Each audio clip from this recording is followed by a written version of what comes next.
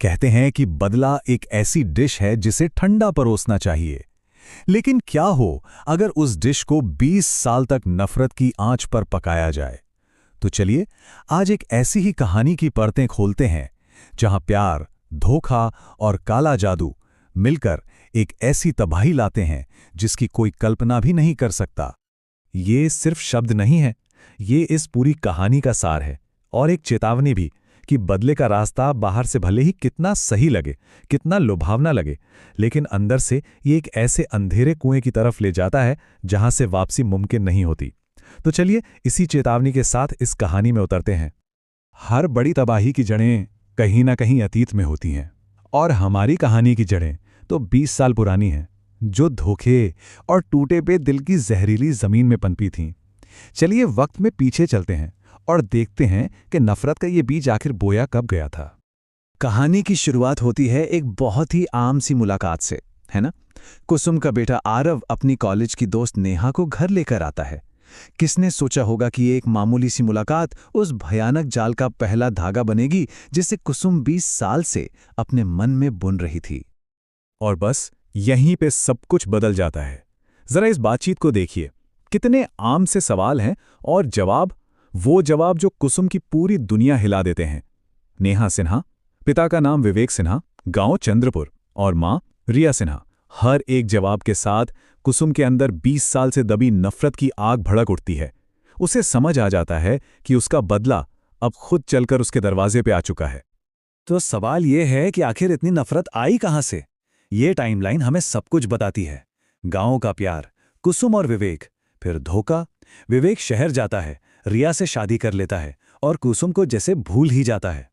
कुसुम भी अपनी जिंदगी में आगे बढ़ती है, शादी करती है, एक बेटा होता है आरव, और फिर वो विधवा हो जाती है। लेकिन वो पुराना जख्म कभी नहीं भरता। और असली चिंगारी तो तब लगती है जब सालों बाद वो विवेक और रिया को एक साथ खुश देखती है, और बस उसी एक पल में उसका दर्द, उसका दुख जहर बन गया। और बस यहीं से कहानी पलट जाती है। अब कुसुम कोई बेचारी, कोई विक्टिम नहीं थी। उसका दर्द अब एक मकसद बन चुका था। उसने ठान लिया कि अगर वो खुश नहीं रह सकती तो वो ये पक्का करेगी कि विवेक भी कभी खुश ना रह पाए। और यहीं से खेल शुरू होता है। तो अब कहानी अपने दूसरे हिस्से में पहुंचती है। कुसुम सिर्फ इंतजार नहीं कर रही, नहीं, वो एक जाल बुन रही है। एक ऐसा जाल जो काले जादू के धागों से बुना गया था और जिसका शिकार एक या दो लोग नहीं बल्कि एक पूरा का पूरा परिवार होने वाला था। जरा कुसुम के प्लान को देखिए, कितना सोचा समझा, कितना ठंडा दिमाग है। ये कोई गुस्से में उठाया गया कदम नहीं है, नहीं, ये एक प्रॉपर कैलकुलेटेड अटैक है। पहले जादू की हुई मिठाइयां, फिर पर्सनल चीजें जैसे रिया का रुमाल, नेहा का गिलास, ताकि जादू सीधा निशाने पर लगे। फिर नेहा के दिलो दिमाग पर कब्जा, ताकि वो उसके बेटे से प्यार करने लगे। और आखिर में रिया की सेहत पर हमला, एक धीमी तड़पाने वाली मौत। हर कदम पहले से भी ज्यादा खतरनाक। और असर दिखने में ज्यादा वक्त नहीं लगता। रिया की तबीयत अचानक बिगड़ने लगती है और डॉक्टरों को कुछ समझ नहीं आता। एक तरफ कुसुम जो अपने बदले की पहली कामयाबी का मजा ले रही है, और दूसरी तरफ नेहा का परिवार जिसके लिए एक बुरे सपने की शुरुआत हो चुकी है। लेकिन हर कहानी में एक ट्विस्ट होता है ना। इस कहानी का ट्विस्ट है कुसुम का अपना बेटा आरव। जब वो अपनी माँ के कमरे में सच ढूंढने जाता है तो उसे मिलता है जादू टोने का सामान। नेहा के नाम का ग्लास, बालों का गुच्छा, रिया के नाम का रुमाल, और जो शक उसके मन में था वो अभी खौफनाक सच बनकर उसके सामने खड़ा था। सोचिए आरव क्या उम्मीद कर रहा होगा कि शायद उसकी मां मना कर दे, कोई वजह बताए। लेकिन उससे क्या मिलता है? एक कबूलनामा, ठंडा और बिना किसी पछतावे के। कुसुम साफ साफ कहती है, ये सब इत्तेफाक नहीं था, ये सब मैंने ही किया है। ये सिर्फ मान लेना नहीं था, ये तो अपनी नफरत का, अपनी जीत का ऐलान था। तो यहां एक पल रुककर सोचने वाली बात है कि जब बदला किसी का जुनून बन जाए तो क्या सही गलत की कोई हद, कोई सीमा बचती है? कुसुम को देखकर तो लगता है नहीं। और यहीं से कहानी उस मोड़ पर आ जाती है जिसे कहते हैं पॉइंट ऑफ नो रिटर्न। अब यहां से वापसी का कोई रास्ता नहीं है।